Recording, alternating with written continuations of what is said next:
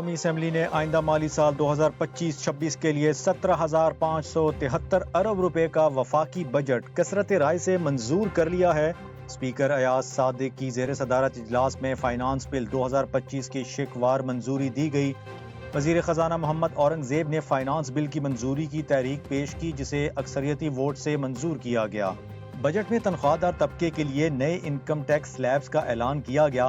6 لاکھ روپے تک سالانہ آمدن پر کوئی ٹیکس نہیں ہوگا، جبکہ 6 سے 12 لاکھ پر 1%، 12 سے 22 لاکھ پر 6,000 فکسڈ اور 11%، 22 لاکھ سے 32 لاکھ پر 1,16,000 فکسڈ اور 23%، 32 سے 41 لاکھ پر 3,46,000 فکسڈ اور 30%، جبکہ 41 لاکھ سے زائد آمدن پر 6,16,000 فکسڈ اور 35% انکم ٹیکس عائد ہوگا۔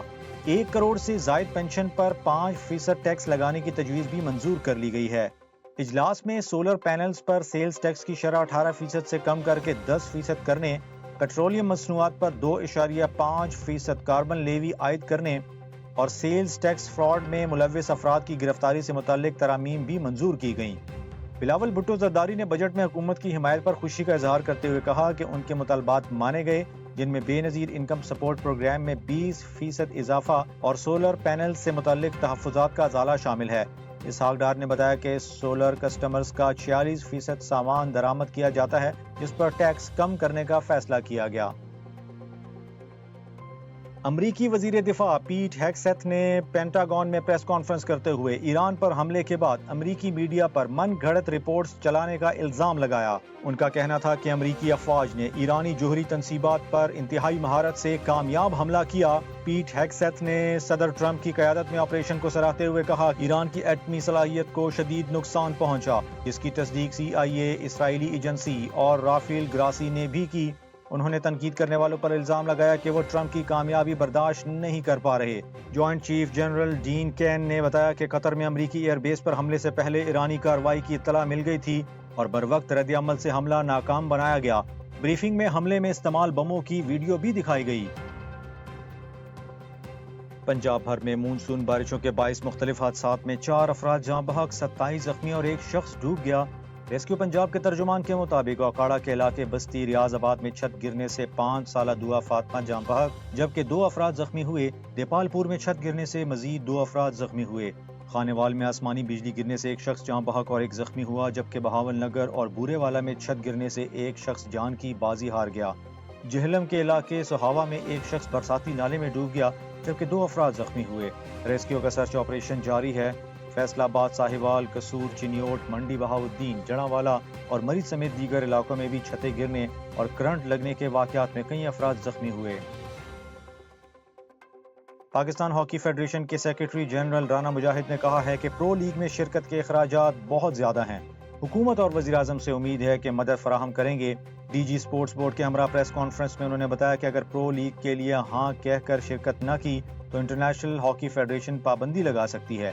رانا مجاہد کے مطابق ٹیم کی نیشنز کپ میں کارکردگی تسلی بخش رہی اور جونیئر ایشیا ہاکی کپ میں پاکستان کی شرکت یقینی ہے۔ انہوں نے واضح کیا کہ فیڈریشن نجی اسپانسرز کے تعاون سے چل رہی ہے، مگر حکومت کی مدد کے بغیر آگے بڑھنا مشکل ہے۔ DG sports board Yasir Pirzada نے کہا کہ ہر فیڈریشن کو سپورٹ کرنے کی خواہش رکھتے ہیں۔ پرو لیگ کھیلنے کے لیے $2.5 ملین درکار ہیں۔ ہاکی فیڈریشن کا پروپوزل دیکھ کر فیصلہ کریں گے۔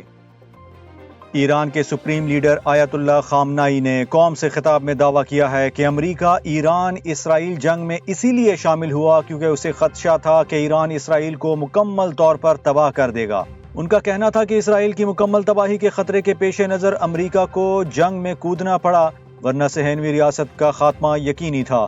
انہوں نے قوم کو اسرائیل کے خلاف فتح پر مبارکباد دی اور کہا کہ ایران ایک عظیم قوم ہے جسے شکست نہیں دی جا سکتی۔ سماجی رابطے کی ویب سائٹ ایکس پر جاری بیان میں خامنائی نے مزید کہا کہ اسلامی جمہوریہ ایران خطے میں موجود امریکی اڈوں تک رسائی رکھتا ہے اور جب بھی ضروری سمجھا جوابی کارروائی کرے گا۔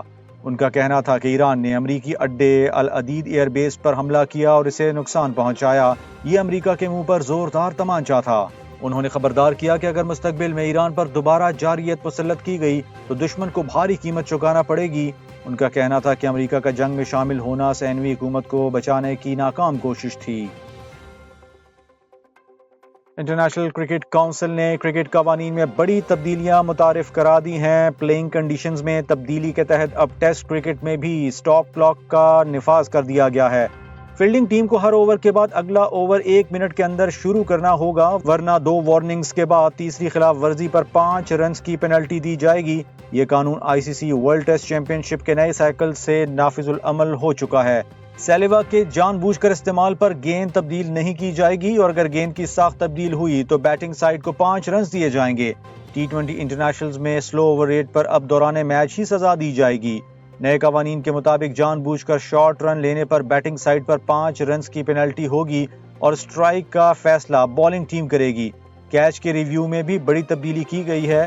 تھرڈ امپائر اب نو بال کے ساتھ کیچ کی درستگی بھی چیک کرے گا۔ اگر نو بال پر کیچ درست ہوا تو بیٹنگ سائیڈ کو 1 رن ملے گا، اور اگر کیچ غلط ہوا تو رن وہی شمار ہوں گے جو بیٹنگ سائیڈ نے لیے ہوں۔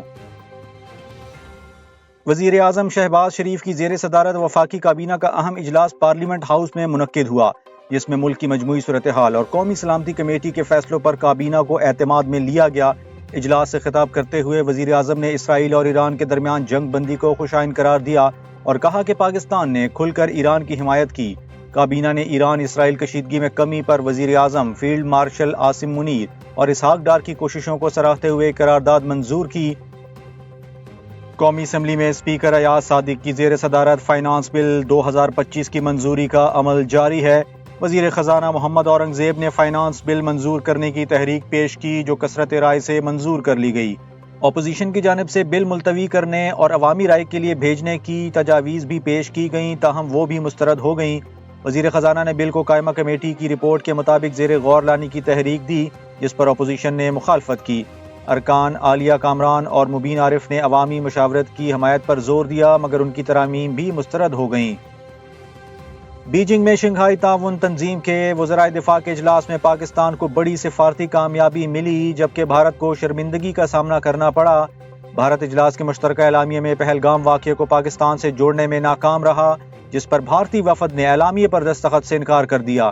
بھارتی میڈیا نے بھی اجلاس میں اپنی حکومت کی سفارتی ناکامی کو تسلیم کیا۔ اعلامیے میں بھارت کی جانب سے بلوچستان میں مبینہ مداخلت کا بالواسطہ حوالہ دیا گیا، جس پر بھارتی وزیر دفاع راج ناتھ سنگھ شدید برہم ہوئے۔ اجلاس میں چین، روس، پاکستان اور وسطی ایشیائی ممالک کے وزرائے دفاع شریک تھے۔ ایران کے پاکستان میں تعینات سفیر رضا امیری مقدم نے کہا ہے کہ ایرانی قوم پاکستانی عوام کی برادرانہ حمایت کو کبھی فراموش نہیں کرے گی۔ انہوں نے کہا کہ صہیونی جارحیت کے مقابلے میں پاکستان نے جس جرات، وقار اور اصولی موقف کے ساتھ ایران کا ساتھ دیا، وہ قابل تحسین ہے۔ ایرانی سفیر نے صدر آصف علی زرداری، وزیر اعظم Shehbaz Sharif, army chief general Asim Munir اور دیگر حکومتی اور سیاسی شخصیات، علماء اور میڈیا اداروں کا بھی شکریہ ادا کیا۔ ان کا کہنا تھا کہ ایران اور پاکستان ہر دور میں بھائی چارے اور تعاون کے ساتھ کھڑے رہے ہیں۔ انہوں نے کہا کہ یہ فتح مسلم امہ کے لیے فخر اور حق کی سربلندی کی علامت ہے۔